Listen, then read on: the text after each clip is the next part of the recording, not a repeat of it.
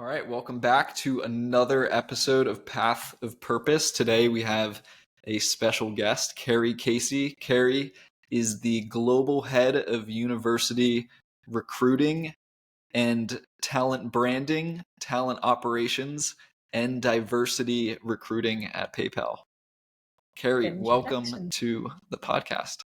Thanks. It's great to be here. Thanks for having me, Jason. Yeah, of course. That's quite the type. That's a lot of, it sounds like a lot of different responsibilities.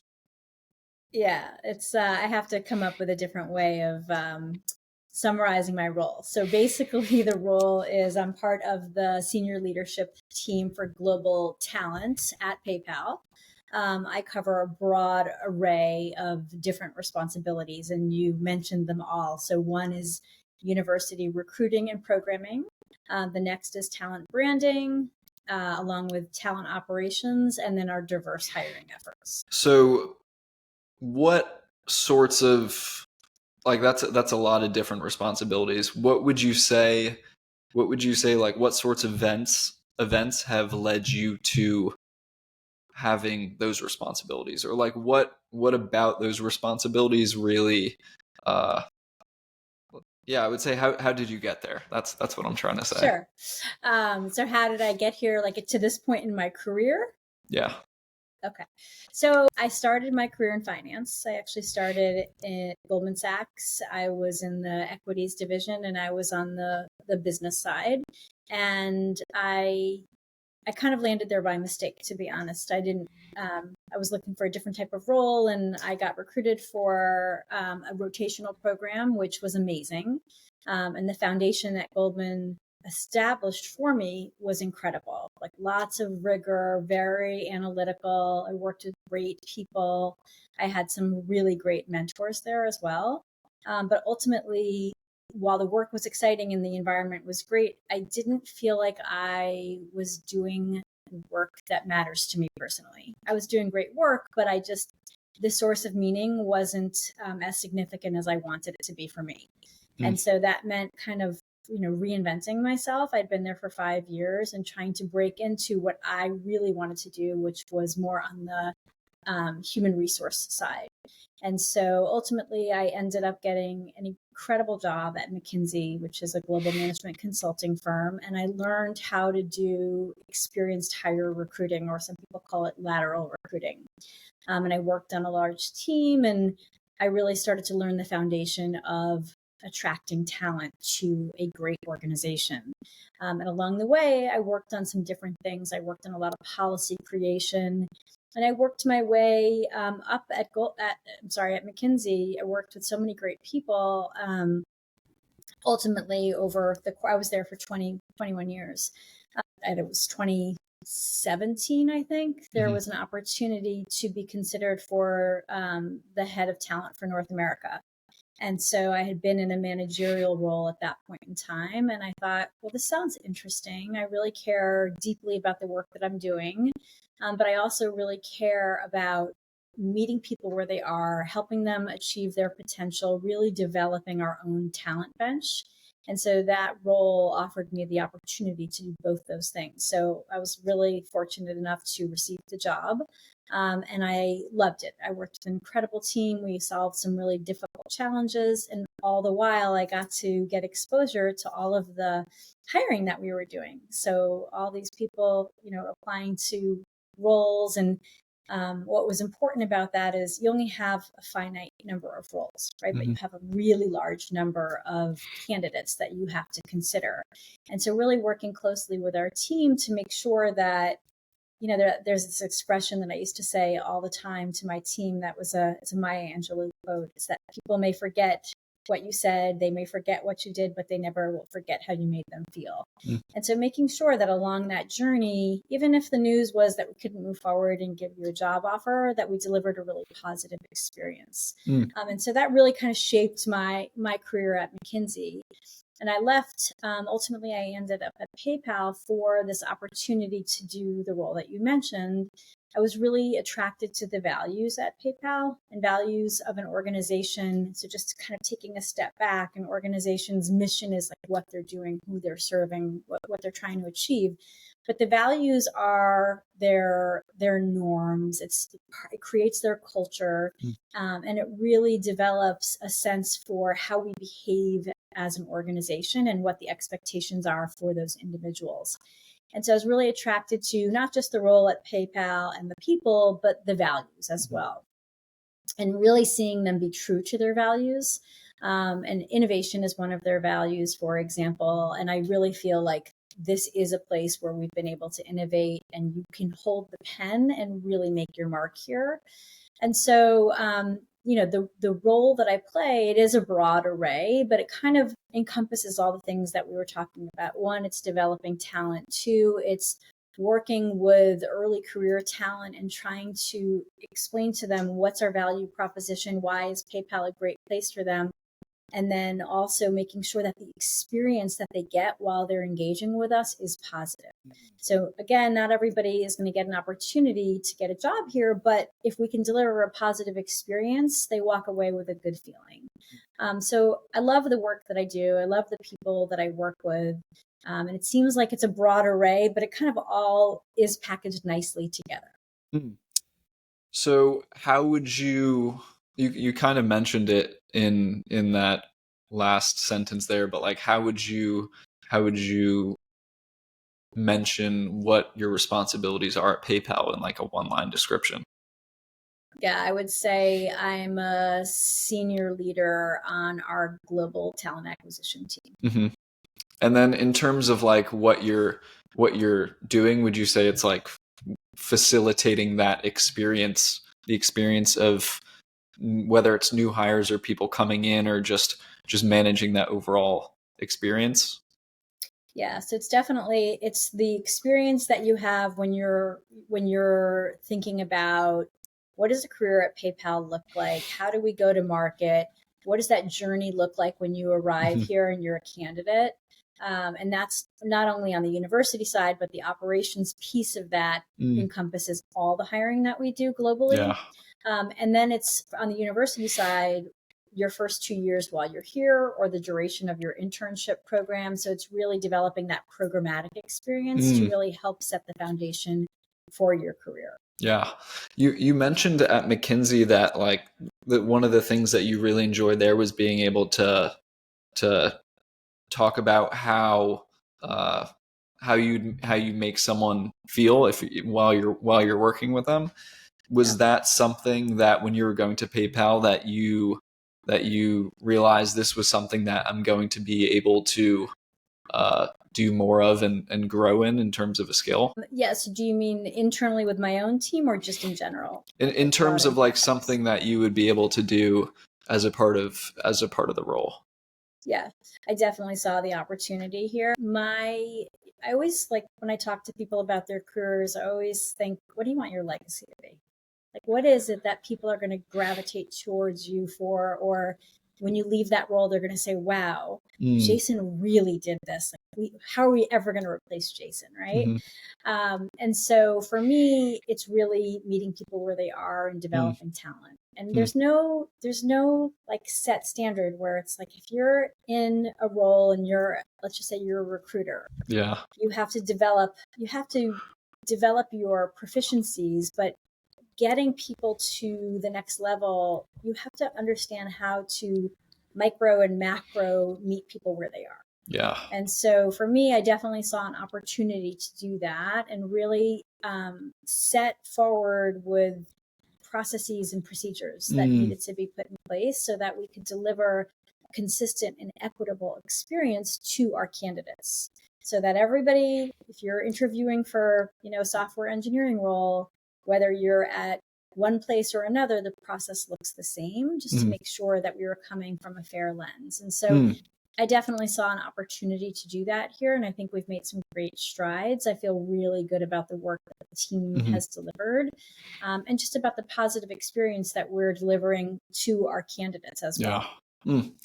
How did you realize that meeting people where they are was such a big part of what you wanted to do in your work? I don't know if I ever realized it. I would just say I think it is something that's very important to me personally, because I think we all have different strengths and weaknesses, and part of the battle is I'm not sure that we all know what we're good at. Mm-hmm.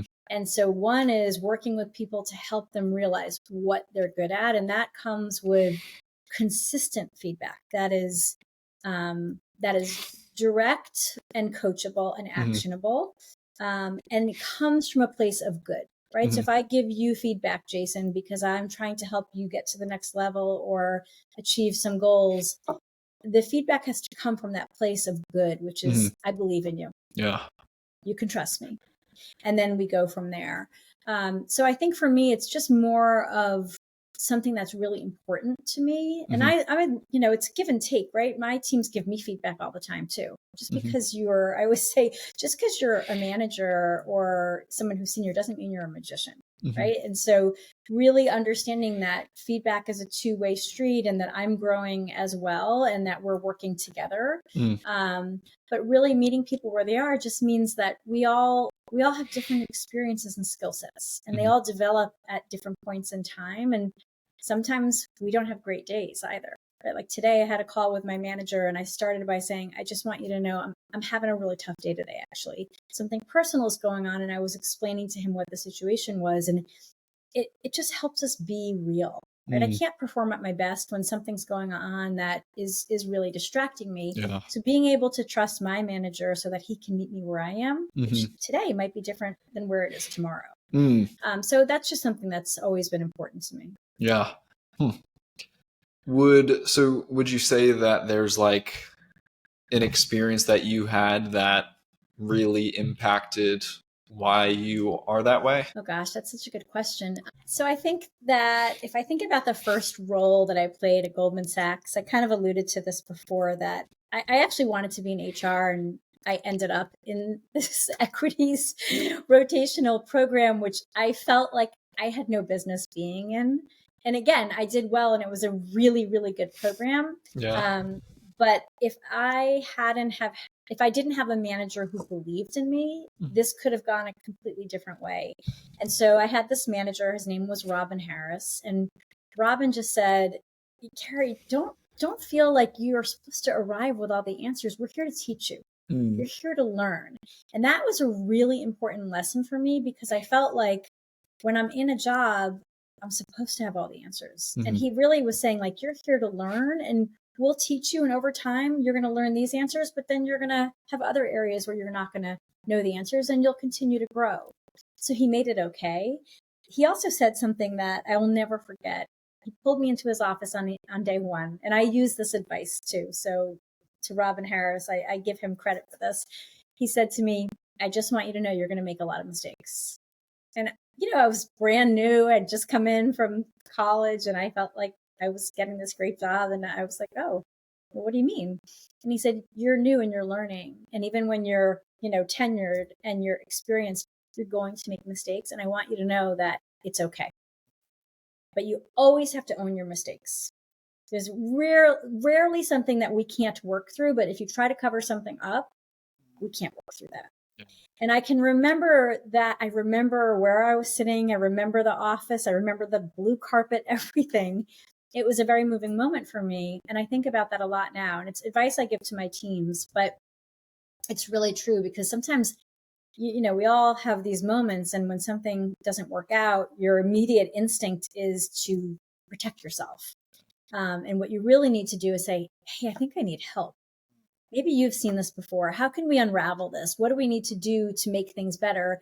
Because at the end of the day, it's not about me, right? I'm working at a job and I'm representing a company. And it's that company's reputation that I really need to prioritize versus my own. And so that was a very, very good lesson for me that I think has helped define my style along the way. And I think the other thing is just there's a song. It's called "Buy Dirt." I think the guy's name is Jordan Davis. And in it, there's this quote, and he says, "Do what you love, but call it work." And I just think that's a very important life lesson for me and for so many of us, because when you do what you love, you shine and you radiate that out to others, and it helps you bring others to be their best, because you're infusing energy into your work. And that's contagious. But when you are not loving something, you're kind of flat. Yeah. you're not able to be creative and try to push things in a different way. And so I think that's probably another thing for me that has always kind of shaped my path, which is, working with leaders who have loved their work and who have always trusted me, created Yeah. a safe space where, I could be myself and I could have really great moments and also some moments where, I'm not at my best, and that's Yeah. okay. Well, I feel like I can go in a few different directions here. How has the culture, like when I think of working at like Goldman and McKinsey, like I think of like strict, like we're here to do business type of work. How has like your different experiences at different companies allowed you to embody more of what you're talking about, of meeting people where they are and being creative in how you approach these conversations and Yeah. problems? So I'm very grateful that I have worked at different companies. I think that, like, when I joined PayPal on day one, I was really nervous because I had been at McKinsey for such a long time. I was like, oh boy, this is new, this is different, and it felt really a little uncomfortable for me. And what I thought was, okay, I'm uncomfortable because I'm growing and I'm stretching, and so I think that is a good thing. But What part? across, What part? I was leaving. I had left a really, really big role where Mhm. I was always expected to kind of have the answers on everything, right? Okay. Because I was sort of like, the last response on a lot of things. Yeah. And so joining a new place where you don't know the lingo, you're learning the culture. I was virtual at that point in time, and it's very hard to pick up lingo and sound credible when you don't know. So, for example, at McKinsey, we were called a firm. Everything was the firm. Yeah. And that's just the way that McKinsey refers to itself. At Goldman, it was always, Goldman, or the company. At PayPal, I had to ask the question.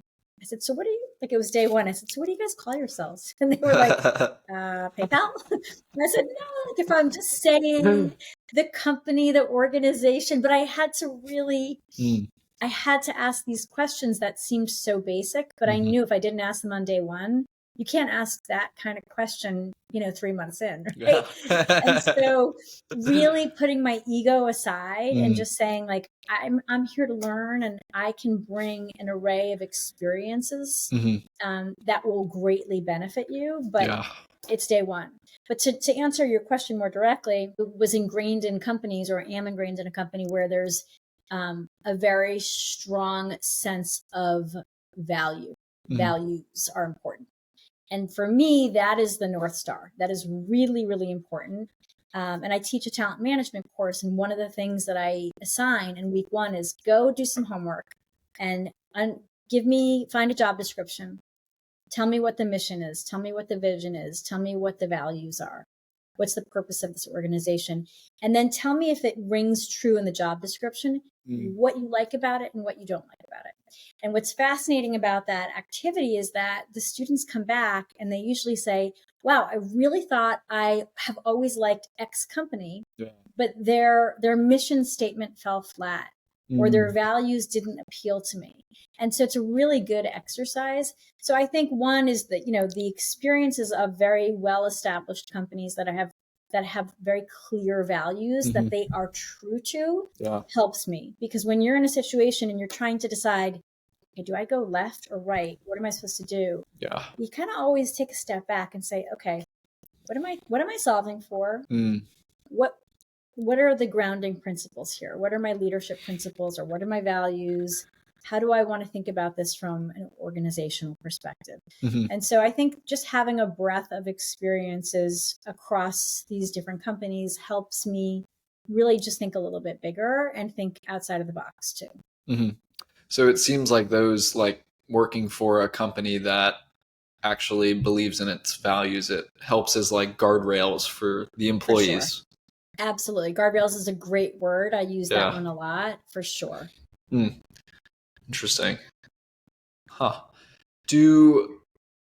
What was it like to, like, you talked a little bit about like having to ask like what type of, like, what do we refer ourselves to? What was What was that experience like of having to put your ego aside, as you said, when you switched to PayPal? It's hard. It's definitely hard.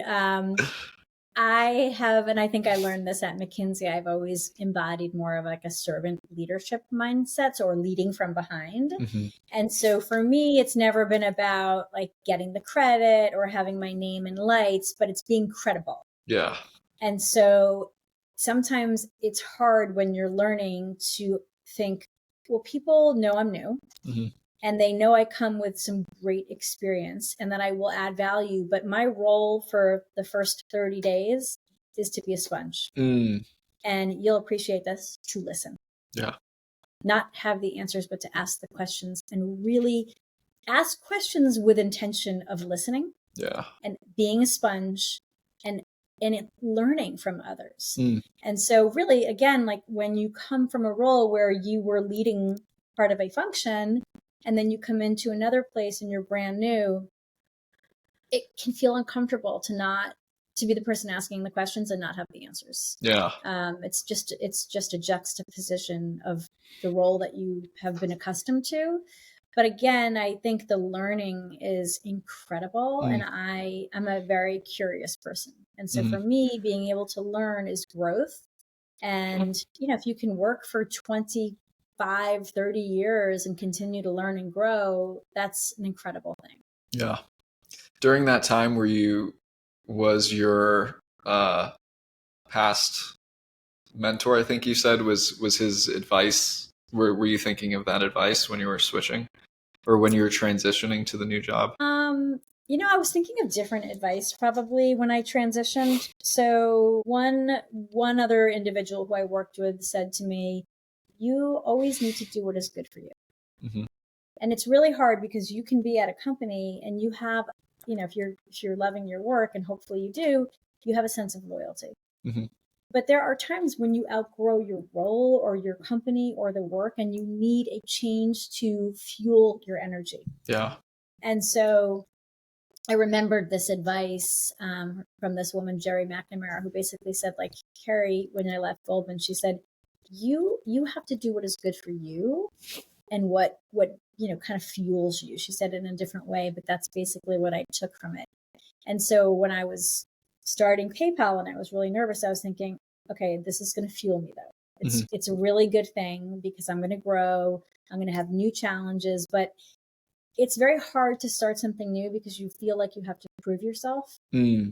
And so that's the part that you do need to settle down a little bit, because you have to learn an organization.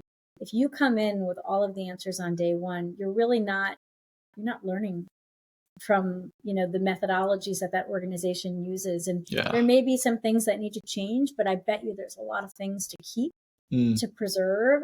And those are things that are probably very important to the brand, to the reputation, to the values. And you need to just take time to learn that. And so it is hard. It's hard to be in that learner seat. It sounds almost like chess. Like you can go in having like all this experience like into like a chess match and like think you're gonna do it this way, but it seems like the growth is really in like where you observe and you see how the other team, but the same team moves. And yes. Yeah. Yes. It's interesting that you say that, because I remember thinking about some of the things that I was going to solve at PayPal. And so I was thinking, okay, well, I know how I would do this. And, this is like you go through the interview and you're asked these questions, and I had answers on how I would tackle something. And what I realized is that my answers were based on the team that I led at McKinsey. And so you may have this whole strategy, but then you come to a different organization and you have a whole new team. Yeah. And that team has tons of strengths and tons of developmental opportunities that are just different than that team that you've already developed. And so really taking the time to understand the strengths and the developmental opportunities for your team and setting, forward, this is what we hope to do. Yeah. And let me bring you along on the why, because it's the how and the why. You can't just ask your team to deliver on something. They need to understand, why are we doing this? what is the end result going to do? Why do we need to do something different? And then how are we going to do that? Yeah. And then really charting out some milestone markers to measure your progress along the way. Otherwise, you could go through something and try to do this transformational journey, and maybe it's a 2-year journey, but people can't wait 2 years to feel like they're making a difference. Yeah. And so really trying to, fine tune things and develop the wins and share them out along the way and make sure the team feels really good about the work that they're doing is important. Yeah. So after you made that transition to PayPal, where would you say in your time from then to now, where do you feel that your growth has been there?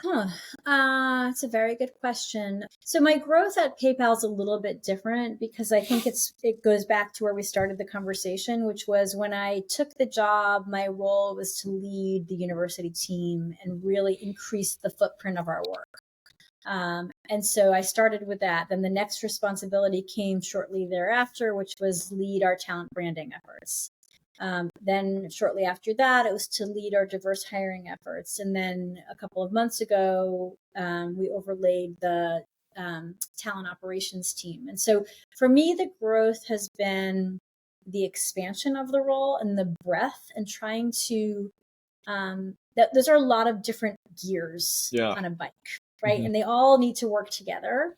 And so trying to make sure that when I'm caring for one area, I'm not disregarding the other and making sure that there's enough of me to go around, and the team is global. And so making sure that, sometimes that means early mornings or late evenings or, nonstop days because everybody needs attention. And so really for me, it's been that balance of how do I focus on all these different areas at once? And then ultimately, the solution is bring them all together a little bit more. And so that's what I'm working on. That sounds like a lot of added responsibility. I have great teams. When you surround yourself with great people, there's a lot that you can achieve. So I'm very lucky. Has it been more stressful? I think there are some things there. There's a bit of we're in the midst of a transformation at PayPal. Alex Chris is our new CEO, and he's now 11 months into his role. And so he's been doing an incredible job keeping us laser focused on our deliverables and really trying to streamline and simplify what we're working on so that we can make a lot of progress. But it's a fast pace. We're working really hard. And so, we basically have an entire new C-suite, and they all have come in with an incredible amount of energy and ideas, and they are really moving the needle forward, which is very exciting to be part of. But you can imagine when that happens all at once, there's a level of intensity that goes along with that, and it's all for good. But it does create, maybe it's pressure. But outside of work, I have 4 kids. They have their own needs, and my my parents they just turned 90, both of them, so they have their own needs, and so there's just a lot together that creates that busyness. What has it been like to be a mother of 4 and also to be as established in your career and successful in your career? What has that been like? So I think I really feel so grateful that my children are very supportive of my job. And I know that might sound like it's a crazy thing to say, but they make it easy because they are respectful that I have a job and that, I've been able to be there throughout the course of their lives for just about everything. I've always had this really, really accommodating schedule. I've been so lucky. But once in a while, I can't be there. And I can remember when I was considering applying for the role at McKinsey, which was the head of North America recruiting. I knew it would be a big lift. And so we sat down, we try to have dinner every night, but now, they're all off in college and beyond.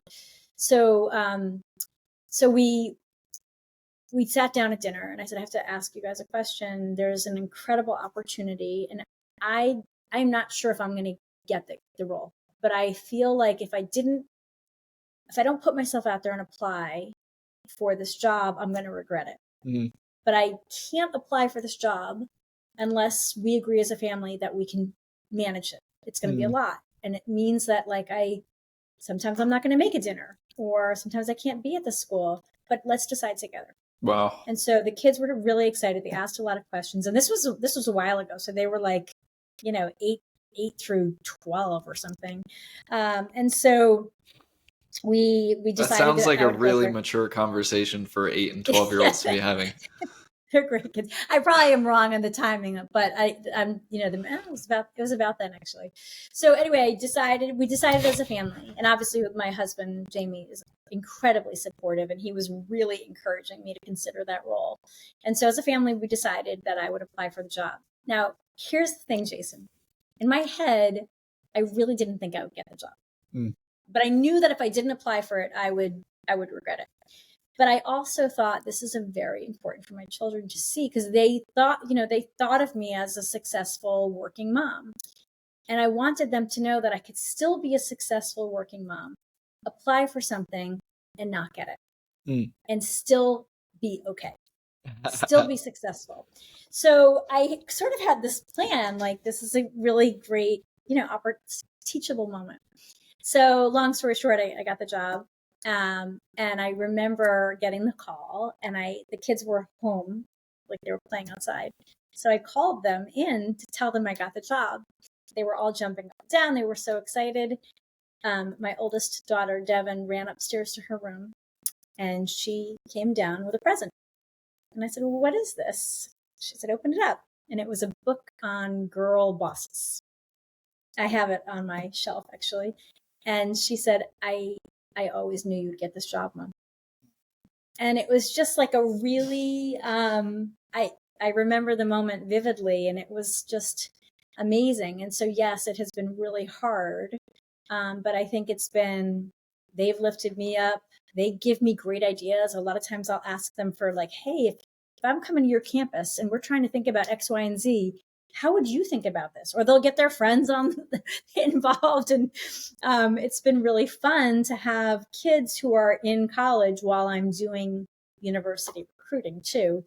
And what's really been interesting is Tyler, who is my second, he's going to be a junior. And so he was thinking about applying to some internships. And so a couple months ago, he submitted some applications, and he didn't hear back from many of the companies. And he was like, Mom, how is this possible? And I just thought about it, and I was like, this is why I do what I do. Yeah. Right? Because I can be in charge of making sure that we deliver a message, that we deliver a positive experience. And again, like using Tyler as an example, it's not that he has to get a job. Yeah. But he does deserve to hear back. Right? He took time to apply for a job. He deserves an answer one way or another. Yeah. So just making sure that we do that is important. And I think I've learned a lot of that from just being a mom. Yeah. Yeah. Wow. And also, I want to go back to that point too about how like you had this plan and you're like, all right, I'm not gonna get this job, and like this is gonna be a great teachable moment. I think it's quite miraculous that you were like so certain that like it was gonna be this way, and then it was just like completely the other way. Yeah. And also that your daughter Devin said that she knew all along too. What do you make of that? It's the confidence gap. I think that, I looked at the job description. I saw that of the 15 requirements, I probably had 12, and I thought I wasn't qualified. And I think that I'm not alone. I think that is a very common thing that happens, especially for females. There's some statistics behind that, actually, to back that up. And I think that to back which up? To back up that women are less likely to apply for a job if they don't meet 100% of the criteria, and men are more likely to apply. Okay. It's really interesting. So I think it was probably, believing in myself, and I don't know. I think that's probably a very common thing. 12, when you say 12 out of 15, that doesn't even seem like underqualified. Like I feel like LinkedIn nowadays, like all these things, like people apply for jobs if they have like 2 out of 12. I know, but you know what's crazy is that I would go into interviews fixated and super prepared on the 3 things that I wasn't qualified for, where I didn't meet the bar, instead of spending lots of time talking about the things that I do that are great and thinking about those 3 things as, well, yeah, of course you take an opportunity to grow and learn. Yeah. There are definitely going to be some things, but I have potential. And if you can help me and you believe in me, I can deliver on this. Yeah. I have a track record of success, right? But I wasn't thinking like that. That's just not how I'm wired, probably. Yeah. Do you feel like that has come up in other places after that fact? I see that with people who I mentor or coach, and a lot of times, like I will say in the moment, we'll just get off a call, and I'll say, "Hey, Jason, in that call we just had, these are 3 things that you did that were fabulous. Yeah. Because you want to cement the good things. Next time, you may want to think about X, Y, and Z." And so I think everyone has it in them to kind of learn where their strengths are and where their developmental opportunities are. But I think I lost sight of your question, Jason. So that thinking that you were underqualified, has that come up in has it come up again? Has it come up again in your career though? Like once you've had this job and in how you work? Yeah. So when I was at McKinsey, I decided that I wanted to learn from the outside in. I love learning. And so I decided to apply for my master's. And I had 4 kids at home. I had this job at McKinsey, and I decided, I woke up and I just said to my husband, I'm going to apply for my master's program. He was like, what? I said, yeah, I'm going to do it. So I filled out these applications, and I sent them in, and I was nervous. He's like, are you really nervous that you're not qualified? Like you're not going to get into a master's program? And I thought, yeah, I am actually. And so I felt I did get in, and, but I did feel it then. And then I was asked after the program, I was asked to be an adjunct professor on talent management. So I know the content, right? I live it every single day. Yeah. And so I was really nervous that I was not going to be a good teacher, that I maybe didn't know the subject matter, that I didn't know how to teach. And so I had a lot of insecurity during that first course as well. But it went fine, and I've had many courses since then, but that was definitely another moment where I felt, boy. Yeah. Wow. Yeah, that's like, it's almost like hard to believe that someone who has that much experience like can still feels that way at times too. Everybody feels that way. Yeah. Everybody feels that way. And if they don't, they're lying. Right? I think we're always learning and evolving. Yeah. And one of the things that I love so much about either teaching or, the work that I do at PayPal is learning from other people. Yeah. And so sometimes like I'll be on a call with someone and they'll ask me this question. Oh my God, that's the greatest question. You just pivoted the entire program that we're about to deliver. That was so insightful. It was so great. And so really just the diversity of thinking is so important, and really taking time to listen. But you can't really listen. People aren't going to speak up because they don't feel safe. Yeah. And so you really have to work to develop that environment where people feel like they can come up with crazy ideas, right? Like, I know this is going to sound crazy, but sometimes that's the right solution, right? So really creating that safety zone where people can do that. Yeah. What has teaching been like? It's been amazing. I love it. It's really, really amazing because when I was talking about leading teams before, I mentioned meeting people where they are. Magnify that by 100, right? Because every student in my class comes with their own set of experiences. None of them know, some of them actually know the subject matter. Many of them are working professionals, but some of them are 5th-year students. And so really trying to create a curriculum to engage everybody, but know that they can take it and pick it up from different places has been A, really challenging to do, but B, so rewarding. Yeah. So rewarding to see like the responses that I get, the level of engagement. It's been really fascinating. I've loved it. I've really been enjoying it. Have you found that once you started teaching that it started to affect like your work or how you are with your kids? Or So it's so funny. There are two things. One is I think it's cemented that I know my content, right? And I bring it up a lot in work. We'll have a discussion and I'll come up with a quote from, one of the readings that we just did.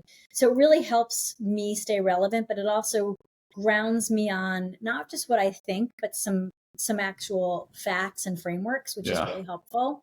I think in terms of learning how to do something differently. And so A, with the 4 kids, or B, actually, my mom has dementia. And so she's at this phase right now where she's very literal.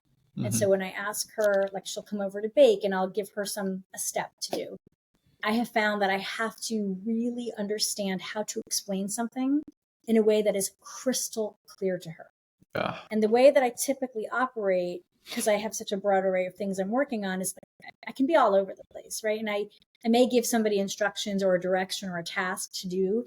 And if I'm not really clear, they probably can't do a great job because they don't know what I'm really looking for. Yeah. And so I do think that teaching has helped me crystallize the ask a bit, share the why, give the lesson on like what is it that we're trying to do? Yeah. What is important about this? And then really be very crystal clear on, from a teaching perspective, the assignment, or the question that I'm asking. The other thing I love about teaching is, I teach at Boston College, and so it's a Jesuit school, and part of the Jesuit learning is reflecting. Mm-hmm. And so I developed this assignment called a reflection. I know it's like a funny name, but it's basically like take the content from this week, reflect on it, and now I want you to act on it. Go do something to bring this content to life, and then write me a paper. It's usually like a 1 to 2 page paper. It's just part of their assignment on what you learned, what you did, and what you think. And I love reading those papers. I could assign that every single day. And it's so fulfilling because people take something that's new and they're actually cementing that knowledge in their own arena. So meeting them where they are. Yeah. And so I think taking the time to reflect has been part of my teaching that I've really applied at home and at work, which has been really, really great. Like sometimes you just have to say, hold on a second. What are we actually solving for? Mm-hmm. What are we working towards? Hey, what happened last week? Or, hey, it's Friday. Let's take a second. What went really, really well this week? Yeah. Let's celebrate the win. So just taking that minute has been great. Yeah. Yeah. And it seems like that's almost like counterculture for like the business world almost, to like fast, do this, get this done now. So how can you as a leader show people the value in reflection? Yeah. I mean, we're moving so fast. Really, really we are, but just trying to bring out exercises. Like on one of my teams, we'll do a quarterly meeting. And part of that meeting is, hey, what just happened in the last quarter that we want to radiate out, that we want to celebrate, or that we may need to tweak, right? Like, what do we want to keep? What do we want to change? And so really just practicing that, but bringing the whole team together to do it has been great. And then I just think in calls with team members saying like, hey, anything going on this week? What's happening? What happened last week? How are you feeling about that? How did that go for you? And just taking time to really pause, because otherwise you can get into a call. And I remember doing this at McKinsey, actually. There was a guy who I worked with. He's a good friend of mine, but I hired him. I was his recruiter. And then he ended up becoming a very senior person at McKinsey. And one of the things that he would say to me is we would get on a call and I would be even though I knew him quite well, I would try to make sure he knew that I was aware that his time was valuable. So he would grab a half an hour to talk about whatever topic it was. And I would say, okay, this is what we're doing. And we would go through the whole thing. And his name is Stefan Fuchs. And Stefan would say, hey, Carrie, how's your weekend? How's your family? And it was really, really awkward for me at first. And this was years ago. And I was like, that was good. I know you have an agenda for us today. I was like, let's just take a few minutes and talk. Tell me about your family. And so it was really an incredible lesson and that's part of that reflecting is, even though we're busy and we're working towards these deliverables, we're human beings. Yeah. Right. And so how can you show up and lead with your head and your hands, but also your heart, right? Yeah. Like we're all living human beings. We need to respect one another. We need to understand that stuff is happening outside of work, and just take a minute and pause on that. Yeah. Yeah. It's like you're stepping back out of the role and like putting things into perspective and saying like, hey, you matter, like this work matters, but you as a individual matter. Yeah. Because what happens, Jason, if you don't do that? If everything is really transactional, it's hard to, it's almost hard to be respectful. Yeah. Right. Because you're not prioritizing the person, you're prioritizing the deliverable. And that's when I think things get tricky, which is why I was talking about values before. Like a company that has values that are employee-centric or people-centric are so important because we are human beings. Yeah. We have to take time to really make space for that. Yeah, absolutely. Yeah, and it's almost like robotic without that. Yes. And like automated. Yeah. Well, somebody was saying a long time ago, there was some email exchange going back and forth, and my boss at the time, her name was Elizabeth, said, hey, Carrie, I saw 3 emails go back and forth on this. It's time to pick up the phone. And so that's really something that I think about a lot, is like something's getting lost in the translation. People are maybe starting to get a little frustrated. It's better to bring the human element to that. Pick up the phone, go down the hall, put a face to this conversation, and really try to like bring it back. Yeah. Well, and so let me ask you this then. What are your thoughts on, or what advice would you give to other leaders that are trying to lead with this mentality, but are dealing with also people not wanting to come into the office? The hot topic of the year. First, I think part of this is what's your organizational culture and expectation around that, right? Like if your organization wants you to come back into the office, what is the intent on that? Yeah. Right. And so if the intent is we want to come back to bring people together, right? So for PayPal, we're coming back in, and it's part of our values are innovation and collaboration. Well, yes, we have done very well on that virtually, but there's probably an incredible opportunity to do that really well in person. Yeah. And so the intent behind our effort is to really collaborate together and to be present together. And so if you're at an organization and they are not asking you to come back and you want to, you could probably rally up some people to, if they have any real estate, to get together.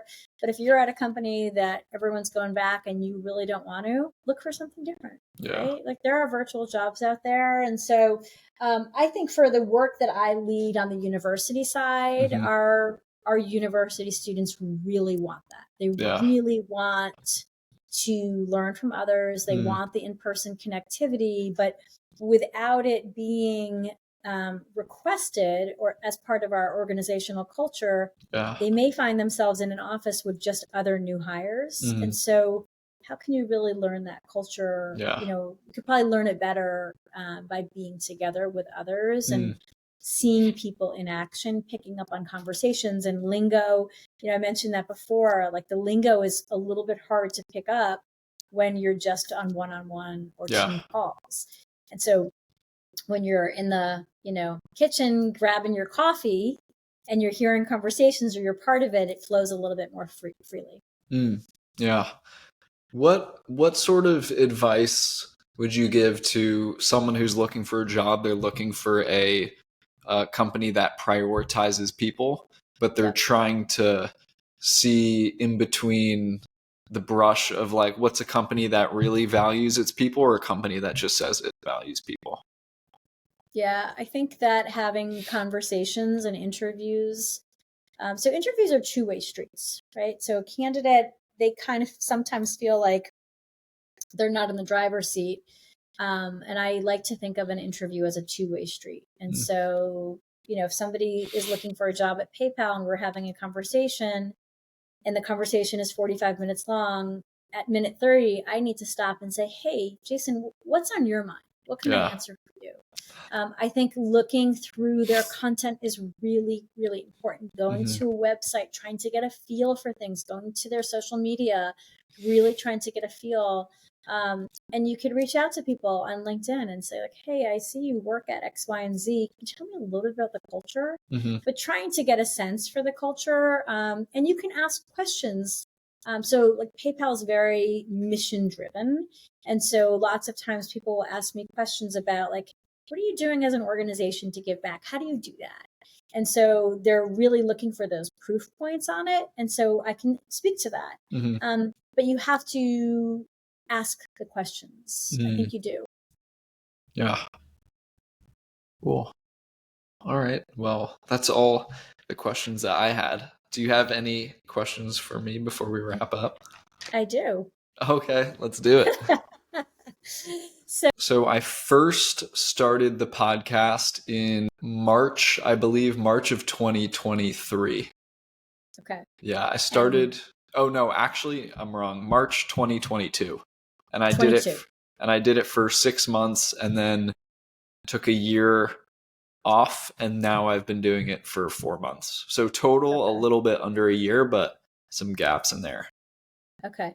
And for you, so you do these conversations and then I'm assuming, knowing you the way I know you reflect. Hmm. What gives you energy from this? Oh man, there's so much. The first thing that does is talking to people that are passionate about what they do and understanding how different people in different roles find purpose and meaning in their work. So I would say like that's number one. Also the process of creating content around it too. So not Yeah. like the super technical editing, but like going into the clips and seeing like what sort of bites will inspire somebody who sees it. If someone's scrolling on like TikTok or Instagram or Yeah. LinkedIn, if they like see something and they're like, like this is like work that I'm interested in. Like I want to see this person Yeah. who is clearly very passionate about this work.